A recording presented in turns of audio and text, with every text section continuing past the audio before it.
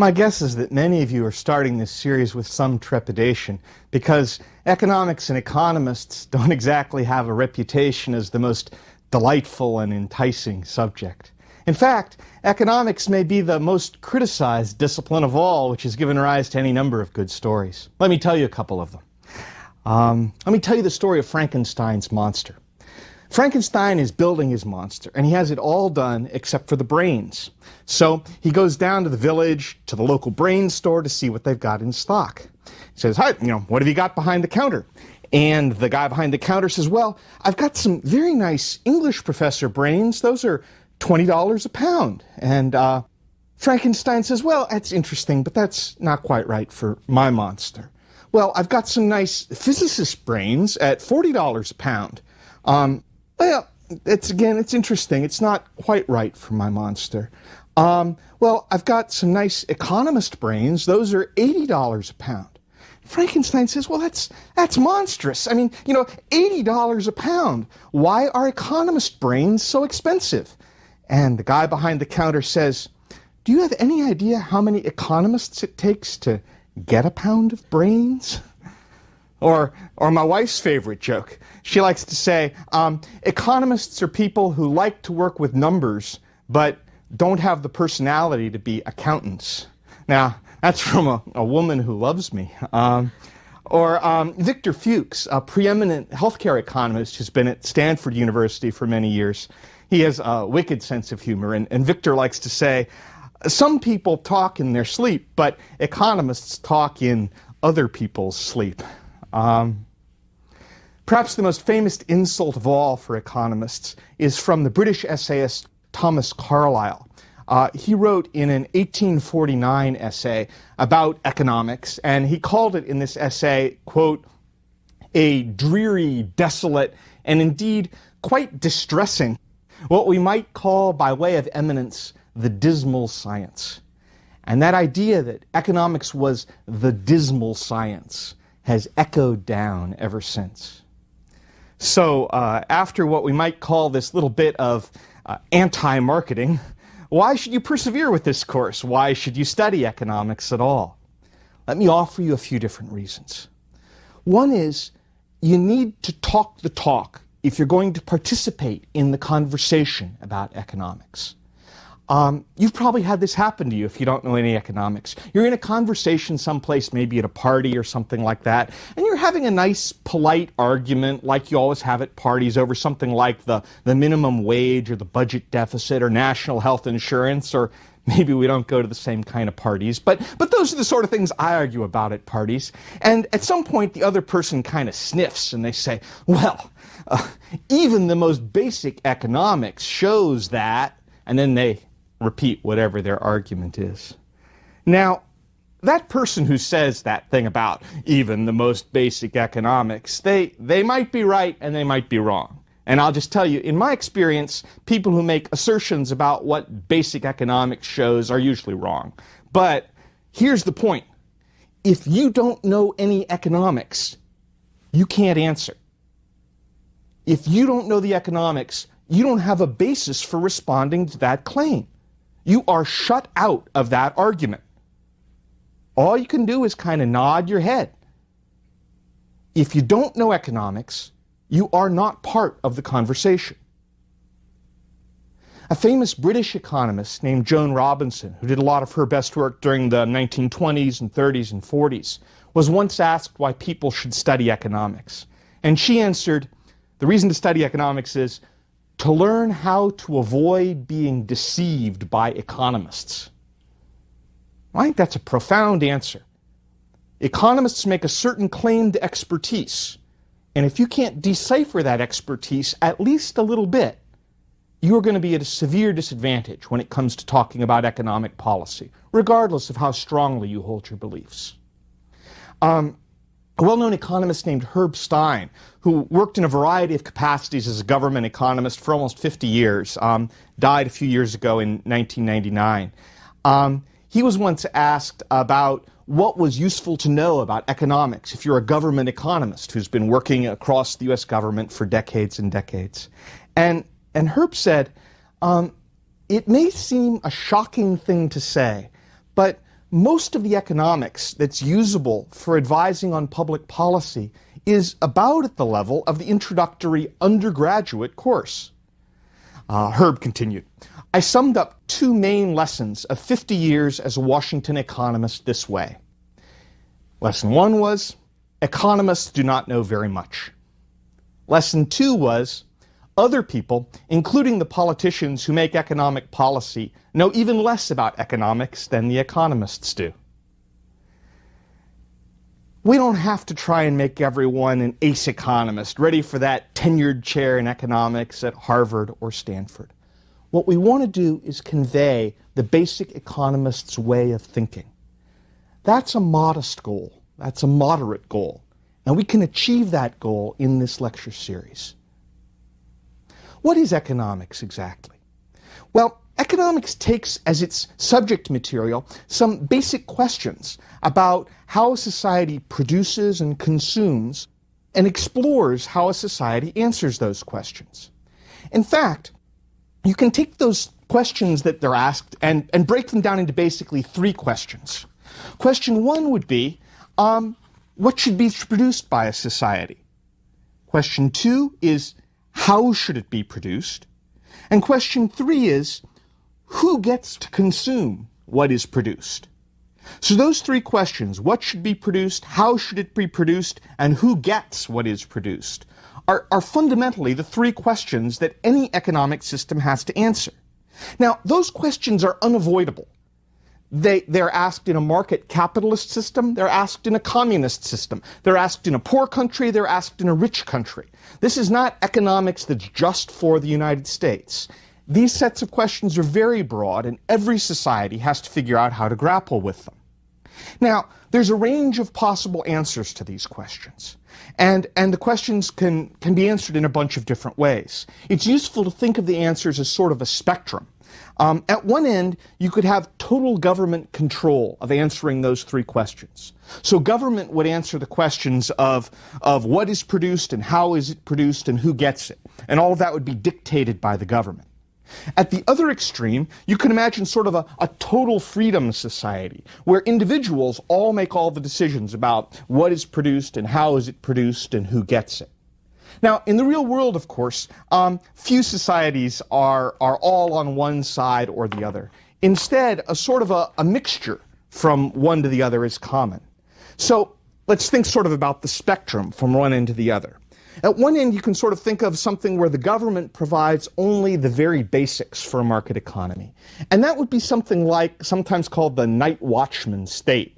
The government would be around just to avoid theft, to enforce private contracts, to make sure nobody just takes your property outright, and to provide for a few things perhaps like national defense. Then you can imagine a slightly broader vision of what the government would do. Perhaps government did everything I just mentioned in the night watchman state, but it also provides some public services like, roads, maybe it does fire protection, it does education, it provides support for science, those kinds of things. Then you can imagine the government taking on a little more. For example, it might start taking on retirement programs like Social Security, or it might provide national health care like happens in many countries. And a still broader vision, the government might start taking on certain industries like running the steel industry or the car industry or the agriculture industry, start distributing food, start distributing basic consumer goods like housing. And ultimately, at the far extreme, you could imagine the government handing out all the jobs, handing out all the housing, handing out all the food, telling all the firms what to do, setting all the prices. Now, in the great social conversation about whether there should be all government control on one hand or all individual freedom on the other hand, there's a long tradition on both sides of treating the people at the other end of the spectrum as if they were complete idiots. For example, you can imagine people saying, well, what? You mean you don't favor national health insurance and guaranteed jobs for everyone? Well, you must be the kind of hard-hearted social Darwinist who would let people starve in the gutter before you would help them. Or on the other side of the spectrum, you might say, well, what do you mean? You're the kind of person who supports Social Security and a national highway system? Well, you're probably a communist. You're probably one step away from Joseph Stalin. If people disagree, you'd send them to the gulag, right? I really want to avoid that kind of hot air in these lectures. Modern economics recognizes that markets have some great strengths, but in other cases, markets don't work especially well.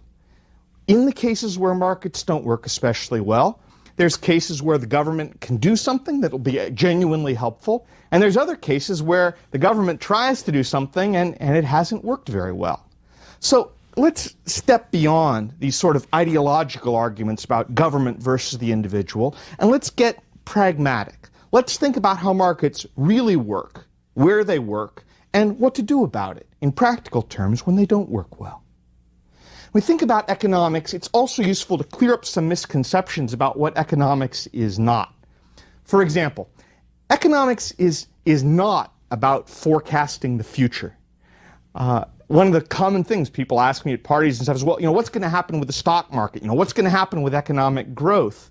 It's a common criticism of economics that an economist can't tell you when the next recession is going to happen or end, or when the stock market will rise or fall. There's an old joke that economists have predicted 5 of the last 3 recessions. Kenneth Arrow, who is one of the truly great economists of the 20th century, used to say that this is really odd that economists are expected to predict the future, because no one expects other people in other disciplines to predict the future. Nobody says to the biologists, what's the next stage of evolution? If you can't predict the next stage of evolution, well, I guess biology just isn't a science and no one should listen to you. I mean, nobody says to the political scientists, well, who's going to win the next election? If you can't tell me now, then I guess political science just, doesn't mean anything.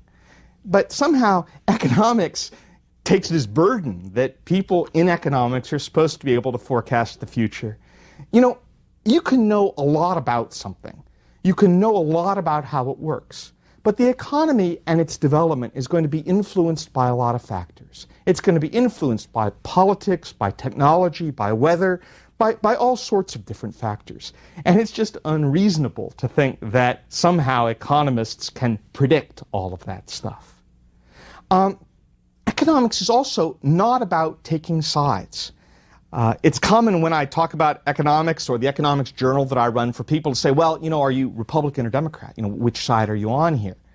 And the honest answer is that economics doesn't take sides. Economics is not about supporting business. Economics is not about supporting labor. It's not about supporting Republicans. It's not about supporting Democrats. Economics isn't about choosing a set of answers. Economics is about a method or a framework for thinking about the problems and the issues that society faces in answering those big questions. John Maynard Keynes, one of the top few economists of the 20th century, once said, economics is a method rather than a doctrine, an apparatus of the mind, a technique of thinking which helps its possessor to draw correct conclusions. When we talk about economics, we think about what it does. Let's try and get beyond this notion that it's supposed to tell us all the answers, and instead think about how it can illuminate our study and our thinking about all these problems. Now, as a sort of entree into how economists think, let's consider some statements that most economists would view as fairly obvious, but many non-economists would disagree with. First such statement. Economists are people who insist on taking trade-offs seriously. Now you might say, well, everybody does that, right? No, of course they don't. Let me give you some examples. How about the question of whether or not we should raise taxes on corporations? The way that question is usually discussed in public is, well, should corporations pay or should people pay? Which do you favor, corporations or people? Well, economists say, look, a corporation is just an organization, and money that comes out of that organization has to come from someone else's pocket. If corporations pay more in taxes, there are several different places that money could come from. For example, maybe it comes from higher prices for consumers, or maybe it comes from lower bonuses for top executives, or maybe it comes from lower returns on ownership of stock in the company, which I would point out might mean less money in your retirement account. Now, in this lecture, I don't want to argue about which of these outcomes is most likely. I just want to say that you have to take the trade-off seriously.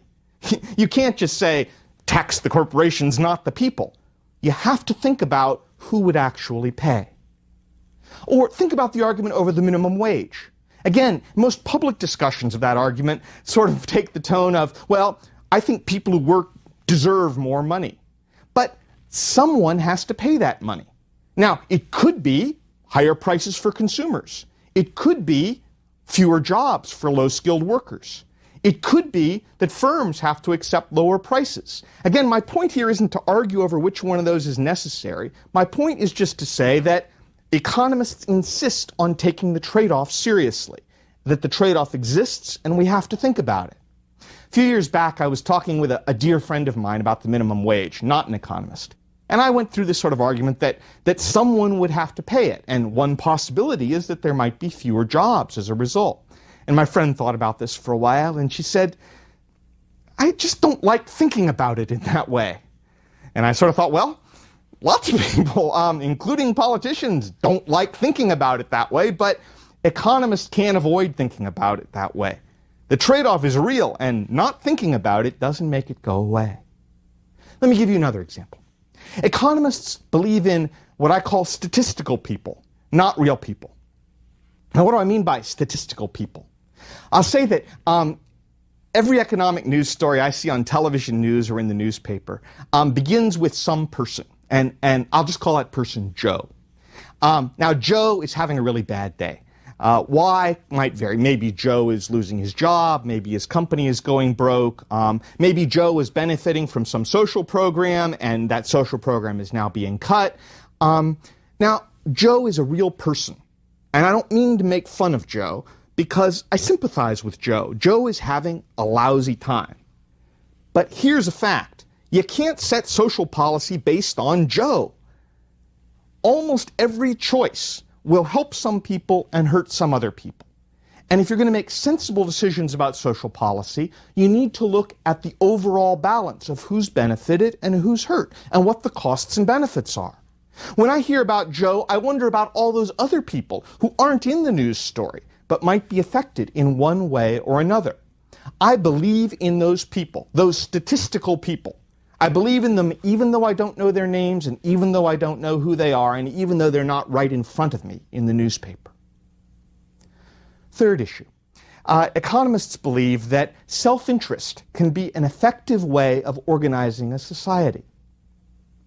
Now, what I mean by that concept is that if you ask a lot of people, what do you think would happen if everyone believed selfishly? If everyone acted selfishly in society? The result you get from most people, the answer you get is, well, that would be chaotic. If everyone was selfish all the time, it would just be crazy. But, if you look around at the world around you, many market exchanges rely on self-interest. When you go shopping, you try and buy the best deal you can. People who are selling stuff try and sell because it's good for them. Many people are reacting in a way that follows their own self-interest. Adam Smith, who's commonly thought of as the founder of the systematic study of economics because of a book he wrote called The Wealth of Nations back in 1776, had a famous comment to this effect. Smith wrote, "Every individual endeavors to employ his capital so that its produce may be of greatest value. He generally neither intends to promote the public interest nor knows how much he is promoting it. He intends only his own security, only his own gain. And he is in this led by an invisible hand to promote an end which was no part of his intention. By pursuing his own interest, he frequently promotes that of society more effectually than when he really intends to promote it." That idea that there's an invisible hand, and that when you're trying to look after your own self-interest, maybe by producing the best possible product you can, you're actually helping everyone who buys that product. And when you're trying to buy the best product you can, you're providing an incentive for people to produce that best product.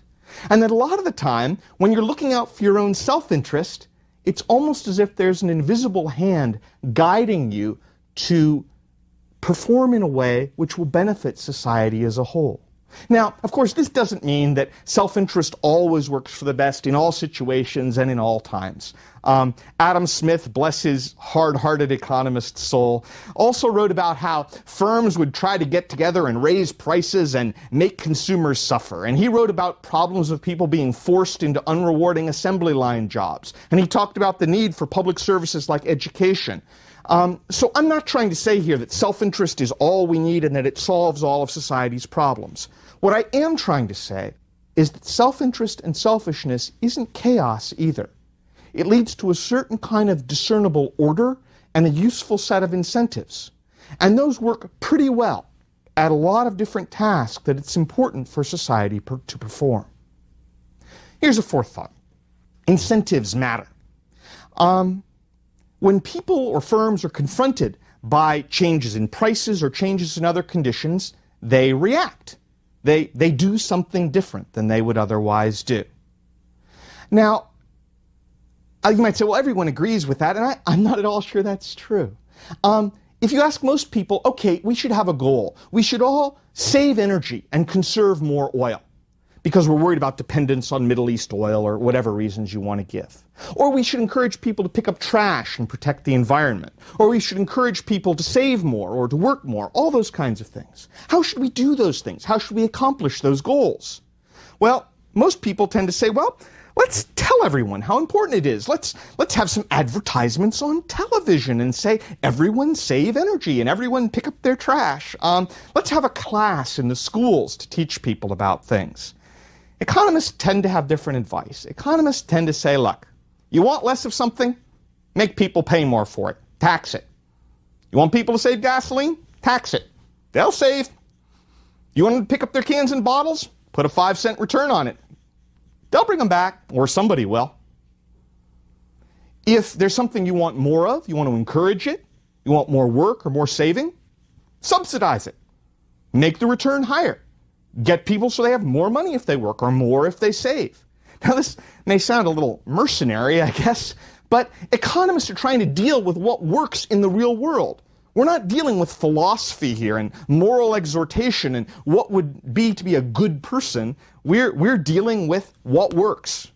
And what tends to work is to give people hard incentives. A corollary of this thing about incentives is don't use prices when you want to redistribute income. If you want to help the poor, for example, by making sure they can, buy housing or buy food or transportation or daycare, don't try and hold the prices of all those things fixed. Instead, you want to help the poor, give them money. That's fairly direct. You want to help them? Give them money. Let them buy the things they want. And let the price system adjust and provide the incentives that it can provide. There's a well-known economist at Princeton University named Alan Blinder. And some years back, Blinder wrote, I think, a very nice book. And the title conveys how economists think about a lot of these things. And the book was called Hard Heads, Soft Hearts. So you want to think in a soft-hearted way about who needs help and what needs to happen and what isn't working well for people. But when it comes to analyzing what to do, you want to be rock-solid hard-headed. Hard heads, soft hearts. Yet another example. Most people believe that individuals or firms set prices. Economists don't believe that. If you ask people about their rent, they say, oh, well, my landlord raised my rent. I can't believe it. Or the gas companies, the oil companies, they raised gasoline prices. The banks, they raised those interest rates. Economists certainly agree that oil companies and bankers and landlords are all greedy in trying to make all the money they can, but we believe they're greedy all the time. And sometimes the market lets them charge more. Sometimes conditions in the market force them to charge less. If you're going to blame bankers or your landlord or the oil companies for making prices go up, all I ask is that you be fair-minded. If you're going to blame them when prices go up, then you have to give them credit when prices go down, right? And so every time the price of gasoline drops, you have to say, oh, those generous oil companies. I guess they just decided to give hardworking people like me a break today. Oh, interest rates are higher. Those nice banks. Isn't it sweet of them? It's not about their motivations, people. They are what they are. What determines prices in the market is the interaction of supply and demand. It's not the generosity or the selfishness of the participants in the market. Another example. All costs should be thought of for economists as opportunity costs. An opportunity cost is, if you hadn't acted in one way, what would you have had instead? Now, sometimes you can think about that in terms of money, but not always. Let me give you an example. How much does it cost to hire someone to clean your house? Well, you might say, for example, that it costs $150 twice a month to have somebody clean your house. So $300 a month, $3,600 a year. Or you could say, what it really costs me to have my house cleaned every year was a week in Mexico, sitting on a beach. That's the opportunity cost. It's what you really gave up. It's not the money you spent, but it's the thing you gave up. Often when you think about opportunity costs in those ways, it makes the cost look a little bit different. For example, imagine you're sitting in a movie and you really hate this movie. It's like the worst movie you've ever seen. Do you sit in it all the way to the end, or do you walk out in the middle? I mean, your time has some opportunity cost, right? You've spent the money. You're not going to get it back one way or the other. Are you going to sit and watch this cruddy movie the whole way through? Or are you going to say, well, my time is worth something. Anything is better than this movie, and walk out? If you think about the opportunity cost, you may act differently. A few years back, businesses noticed a major opportunity cost. Many of the businesses had bought downtown real estate and they owned it. So they were no longer making payments on it, but it was highly valuable. So if they said, well, what does our office cost us? The answer was zero. But what was the opportunity cost of staying there? It was very large, because if they moved anywhere else and sold that property, which was extraordinarily valuable, they would be much, much better off. And people do the same thing with their houses. Once you've paid off your mortgage, what's the cost of staying in your house? Is it zero? Well, of course not. If you went somewhere else, if you sold the house, you could have more money for trips or vacations or time to give the children or the grandchildren something. So when we think about costs, you don't want to just think about the money out of your pocket. You want to think of the time and of the alternative things that you could have gotten.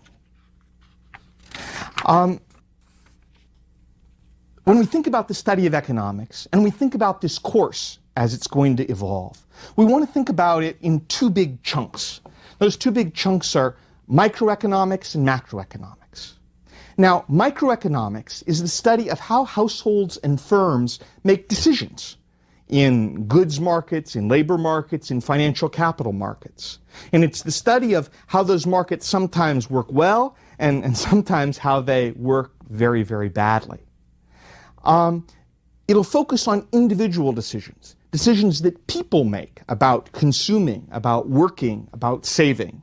It'll focus on decisions that firms make about how much competition exists, about whether there's a monopoly or not. It'll focus on public issues when these firms and individuals come together, like what should society do about poverty or the environment or technology or education, and when can the government do something useful and when might it not quite be so useful. So microeconomics is the view of the individual actors. Macroeconomics, on the other hand, takes an overall view of the economy, and it focuses on policies like unemployment, inflation, budget deficits, economic growth, international trade. It focuses on how the policies of national governments can affect all of these outcomes in a global economy. In fact, what we'll do in macroeconomics is we'll take four main goals. We'll take fast growth, low unemployment, low inflation, and a reasonable balance of trade. And we'll think about how can the government pursue those main goals, using its budgetary policies and also using the monetary policies that are controlled by the Federal Reserve. When I think about macro and micro together, I sometimes think of the old saying, you can't see the forest for the trees. In a way, macroeconomics is looking at the forest and not worrying too much about the trees. Microeconomics is looking at the trees individually, not worrying too much about the forest. But they're both a view of the same overall subject. As we think about all these issues and putting them together, we want to think about the study of economics as requiring a willingness to put together all sorts of bits and pieces. It should put together theories and logic and facts and evidence and history and all sorts of things. Again, let me quote John Maynard Keynes on The Master Economist. Keynes said, The master economist must possess a rare combination of gifts. He must reach a high standard in several different directions and must combine talents not often found together. He must be mathematician, historian, statesman, philosopher in some degree. He must understand symbols and speak in words. He must contemplate the particular in terms of the general and touch abstract and concrete in the same flight of thought. He must study the present in light of the past for the purposes of the future. No part of man's nature or his institutions must lie entirely outside his regard. He must be purposeful and disinterested in a simultaneous mood, as aloof and incorruptible as an artist, yet sometimes as near the earth as a politician. That's a lofty goal, but we can get a little bit of the way there in these lectures.